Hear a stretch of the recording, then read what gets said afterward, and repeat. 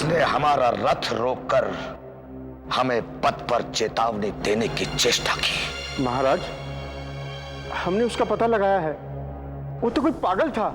यदि वो कोई पागल था तो हमें एक क्षण के लिए ऐसा क्यों लगा कि वो विक्रमादित्य था?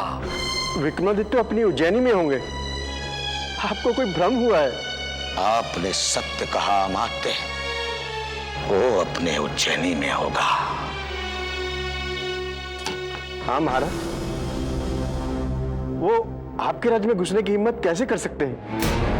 अमात्य, अब ये हमारा राज्य नहीं है।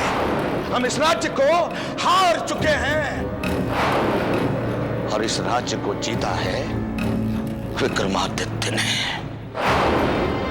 अब ये हमारा राज्य तभी संभव हो सकता है जब हम विक्रमादित्य को मृत्यु के मुख में पहुंचा देंगे।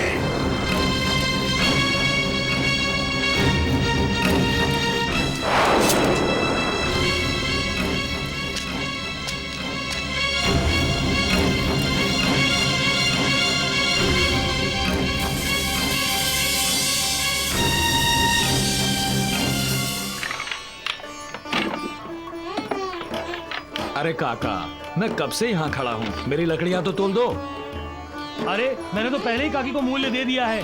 पहले मेरा हिसाब करो ताकि मैं जाऊँ। नहीं, ये तो बाद में आया है। लकड़ियाँ पहले मेरी ही तोलना, कह देता हूँ। हाँ अरे भाई, 2 घड़ी दम लो। 2 हाथी तो है भीमा के, एक एक करके सबको लकड़ियां मिल जाएंगी।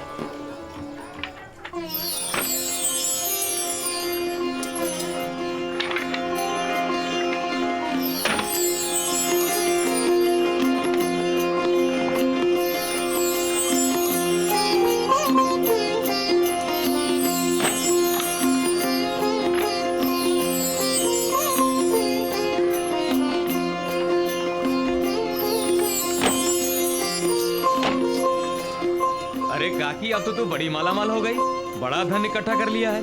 अरे लगता है अपनी बेटी की शादी बड़ी धूमधाम से करोगी। इसके लिए कोई लड़का वड़का देखा है कि नहीं?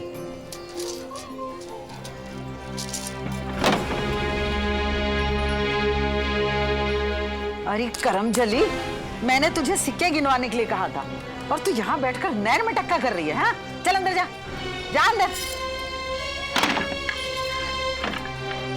अरे नास पीटे, तू क्या कह रहा था? अरे काकी, मैं कह रहा था तेरी बेटी के लिए कोई अच्छा लड़का ना मिले तो मुझे बताना।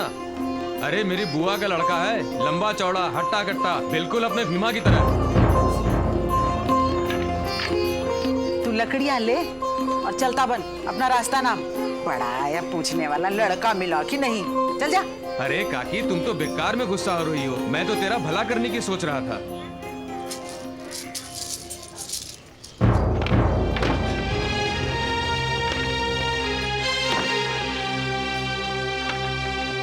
ओम शं शनैश्चराय नमः। ओम शं शनैश्चराय नमः। ओम शं शनैश्चराय नमः। महारानी, हमने आपको शनि पूजा का पूरा वृतांत बता दिया है। अभी आप पर निर्भर करता है कि आप इसे कितनी श्रद्धा और भक्ति के साथ करती हैं। ऋषिवर, आपके द्वारा कहा गया एक एक शब्द हमारे लिए ब्रह्म वाक्य है। हम पूरी श्रद्धा और निष्ठा के साथ शनिदेव की आराधना करेंगे। महारानी, आप चाहें तो ये पूजा यहाँ रहकर भी कर सकती हैं या अपने राज्य उज्जैनी जाकर भी कर सकती हैं। मेरा आपसे सुझाव है कि आप उज्जैनी लौट जाएं, क्योंकि महाराज भी वहां नहीं हैं। ऐसे में आपका लंबे समय तक उज्जैनी से बाहर रहना उचित नहीं होगा। हम आपका संकेत समझ गए ऋषिवर। ठीक है, हम कल सुबह होते ही उज्जैनी वापस लौट जाएंगे।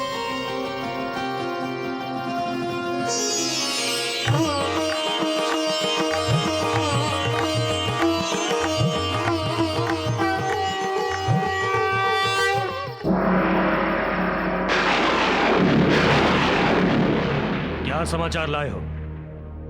महारानी मदन लेखा कल सुबह रुद्रांत के आश्रम से निकलकर उज्जैनी की ओर आने वाली है। सुना तुम लोगों ने? हाँ मंत्री जी।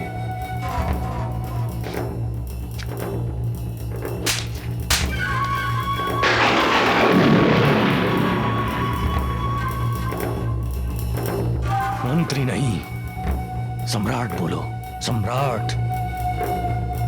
इस उज्जैनी का भावी सम्राट, समझे?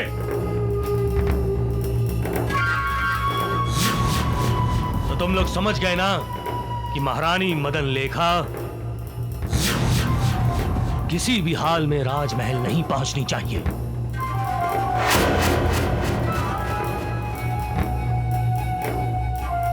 और हाँ, एक बात का ध्यान और रखना, नारंग के पास हर गलती की सिर्फ एक ही सजा है,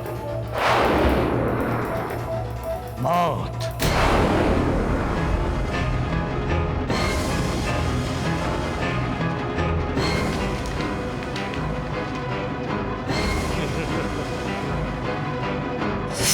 न विक्रमादित्य, ना मदन लेखा, अब इस उज्जैनी का सम्राट बनेगा कारंग। सम्राट कारंग।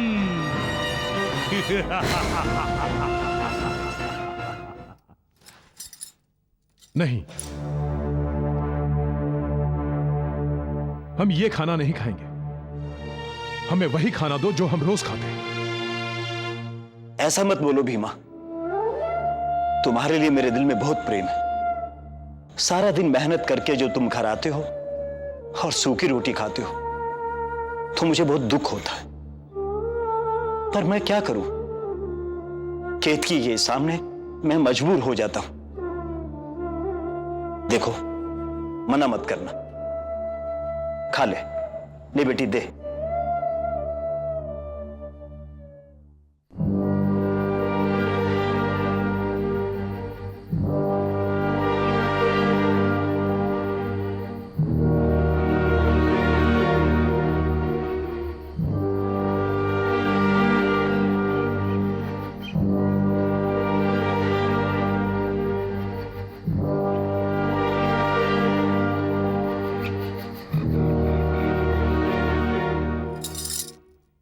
भीमा, तुम कहाँ के रहने वाले हो? तुम अपने बारे में कुछ क्यों नहीं बताते? मैं बताती हूँ कौन है। करमजली, आज मैं तेरी खाल उधेड़ दूंगी।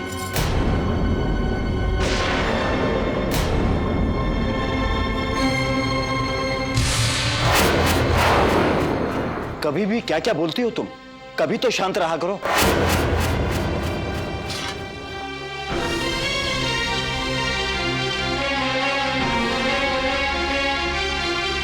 अपनी जवान बेटी को इस तरह नहीं डांटना चाहिए। जवान हो गई है इसीलिए डांटती हूँ। तुम्हें तो कोई चिंता है नहीं उसकी। सारा दिन दुकान पर बैठकर नैन मटक्का करती रहती है वो। केतकी, अपनी जवान बेटी के बारे में इस तरह की बातें सोचते हुए तुम्हें शर्म नहीं आती? अरे शर्म तो तुम्हें तब आएगी जब वो एक दिन हमारे मुंह पर कालिक पोतकर किसी के साथ भाग जाएगी। मैं कह देती हूँ, 1 महीने के अंदर अंदर कोई लड़का ढूंढकर उसके हाथ पीले कर दो, वरना कोई ऊंच नीच हो गई ना तो मुझसे बुरा कोई नहीं होगा, समझे तुम?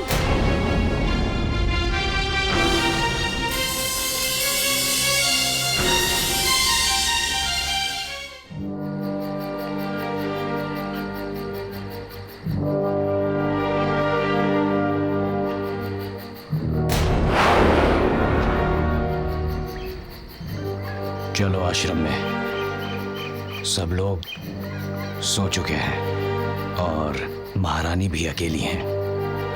मौका अच्छा है।